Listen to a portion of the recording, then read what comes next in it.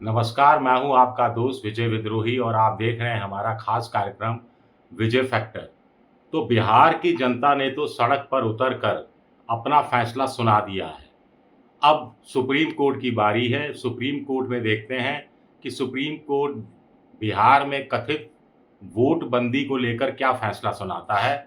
लेकिन बिहार में जनता जिस उत्साह से सुबह 6 बजे ही सड़कों पर उतर आई थी, उससे साफ-साफ एक चीज़ इशारा करती है कि अगर सुप्रीम कोर्ट ने बिहार की जनता को कोई राहत नहीं दी, तो ये आंदोलन और उग्र हो सकता है, तेज़ हो सकता है और हिंसक भी हो सकता है। इंडिया पॉलिटिकल फ्रंट को एक बहुत बड़ा हथियार मिल गया है।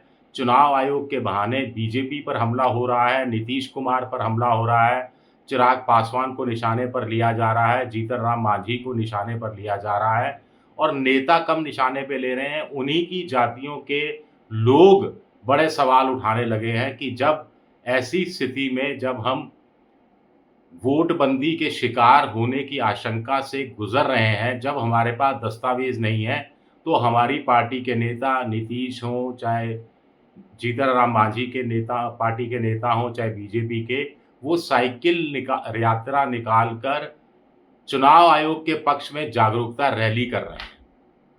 आज क्या हुआ बिहार में सुबह 6 बजे से आमतौर पर कोई भी बंद 8-9 बजे से पहले शुरू नहीं होता है। 6 बजे से लोग सड़कों पर थे, हाईवे जाम किया जा रहा था, रेलवे के ट्रैक पर ट्रेनें रोकी जा रही थी, बाद में उनको छोड़ा भी जा रहा था।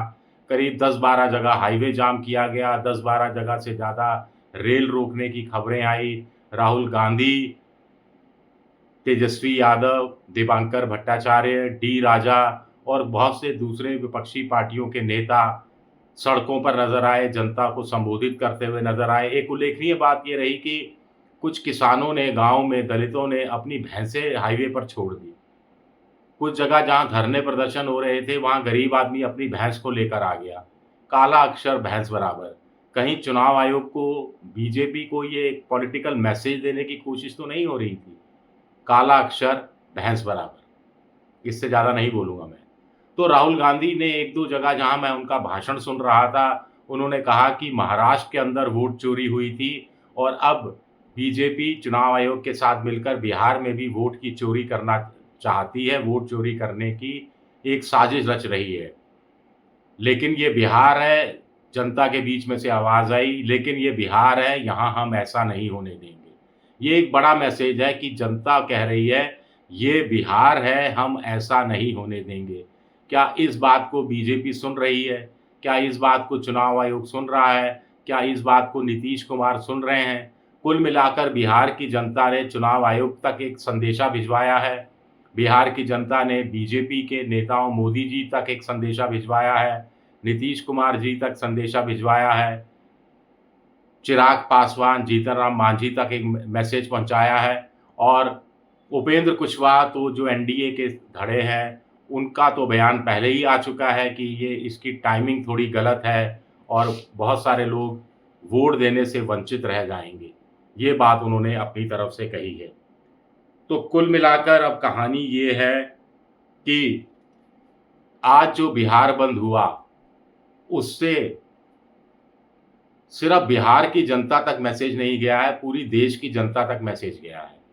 खास तौर से उन राज्यों की जनता तक मैसेज गया है, जैसे बंगाल है जो बिहार से जुड़ा हुआ है, जहाँ अगले साल चुनाव होने हैं, असम है, तमिलनाडु है, केरल है।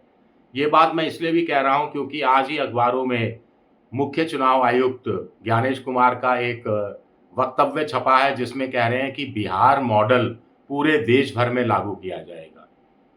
अगर ये बिहार मॉडल पूरे देश भर में लागू किया गया तो बिहार की जनता जैसी सड़कों पर उतरी, वैसे क्या पूरे देश की जनता सड़कों पर उतरेगी? क्या बिहार मॉडल कामयाब हो पाएगा? क्या बिहार मॉडल पर सुप्रीम कोर्ट रोक लगा देगी, स्टे लगा देगी? देखिए, कोई गलत आदमी, फर्जी आदमी, विदेशी नागरिक वोट दे, इससे बुरी चीज़ लोकतंत्र के लिए नहीं हो सकती। लेकिन कोई एक जेन्युइन आदमी जो वाक़ई में भारत का नागरिक है, जो इससे पहले अनेकों बार चुनाव में उतरता रहा है, वोट देता रहा है, उसको सिर्फ़ इस कारण से वोट देने से मना कर दिया जाए या हाशिए पर डाल दिया जाए कि उसके पास कोई एक दस्तावेज़ नहीं है, ये उससे भी ज़्यादा गलत है। उससे भी ज़्यादा गलत है। जैसे को अदालतों में कहा जाता है कि चाहे लाखों जो निर्दोष हैं, एक भी निर्दोष को सज़ा नहीं होनी चाहिए, चाहे दोषी कितने भी बच जाएँ।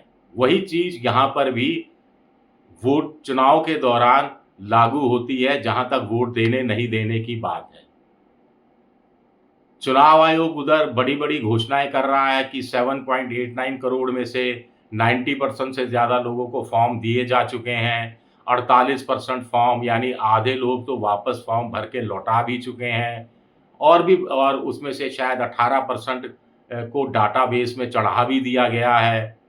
लेकिन इन दावों पर यकीन करना थोड़ा मुश्किल है, क्योंकि बिहार सरकार के जो आंकड़े हैं, जो भारत सरकार के आंकड़े हैं, पासपोर्ट विभाग के आंकड़े हैं, नेशनल फैमिली हेल्थ सर्वे के आंकड़े हैं, भूमि का ज़मीन का जो रिकॉर्ड रखते हैं उसके आंकड़े हैं, उसके हिसाब से तो करीब-करीब 40% से ज़्यादा बिहार का ऐसा वोटर है जिसके पास ये दस्तावेज़ नहीं है। अब पासपोर्ट सिर्फ बिहार में 2% के पास है। सरकारी नौकरी का वाला जो अगर आई कार्ड तो 1.57% करीब 22 लाख लोग ही नौकरी करते हैं। 10वीं का सर्टिफ़िकेट तो 15% ही 10वीं पास हैं। तो इन आंकड़ों को के मद्देनज़र चीज़ों को देखा जाए तो चुनाव आयोग के आंकड़े थोड़ा हलक से उतारना थोड़ा मुश्किल नज़र आता है। अच्छी बात है अगर चुनाव आयोग के आंकड़े सही साबित हों, लेकिन चुनाव आयोग को ये भी साफ करना चाहिए कि 48% जिन लोगों ने फॉर्म भर के दे दिया, उनमें से कितनों ने दस्तावेज़ भी साथ में जमा कराए हैं। क्योंकि चुनाव आयोग का खुद ही बीच में फरमान आया था कि अगर आपके पास कोई दस्तावेज़ नहीं है तो आधार कार्ड ही दे दीजिए और दस्तावेज़ जमा करा दीजिए। दूसरा, योगेंद्र यादव का एक लेख मैंने पढ़ा जिसमें उन्होंने अपनी टीम भेजी थी। टीम ने सर्वे किया कि बहुत कम लोगों को फॉर्म का कार्बन कॉपी दी जा रही है। यानी ये था कि एक फॉर्म भरवाया जाएगा, उसके एक कॉपी बनाई जाएगी, तो एक ओरिजिनल फॉर्म तो चुनाव आयोग का बीएलओ अपने पास रख लेगा और जो दूसरी कॉपी है वो हस्ताक्षर करके साइन करके मतदाता को दे दी जाएगी, फॉर्म जमा कराने वाले को, ताकि कल को उसका नाम लिस्ट में नहीं हो तो उस आधार पर वो कचहरी जा सके, ऊपर की अदालत या जो भी जो व्यवस्था कर रखी है एसडीएम कोर्ट या जो भी, वहाँ जाकर अपनी बात वो रख सके। तो वो कॉपी दूसरी नहीं दी जा रही है, ये भी एक बड़ा सवाल उठ रहा है। पूर्व मुख्य चुनाव आयुक्त एसवाई कुरैशी हों, रावत साहब हों, ये सब सवाल उठा ही चुके हैं कि किसी वोटर को नाम जुड़वाने के लिए करीब-करीब 6 महीने का समय लग जाता है। उसको इतना मौका दिया जाना चाहिए, 2 या 3 बार मौका दिया जाना चाहिए ताकि कोई भी ईमानदार वोटर का नाम वोटर लिस्ट से वंचित नहीं रह जाए। लेकिन इरादा क्या है, कुछ पता नहीं, लेकिन बिहार की जनता ने आज अपना फैसला सुना दिया है। क्या इससे बीजेपी और चुनाव आयोग सबक लेगा? एक बड़ा सवाल उठता है। शुक्रिया मेरा ये वीडियो देखने के लिए, बहुत-बहुत शुक्रिया।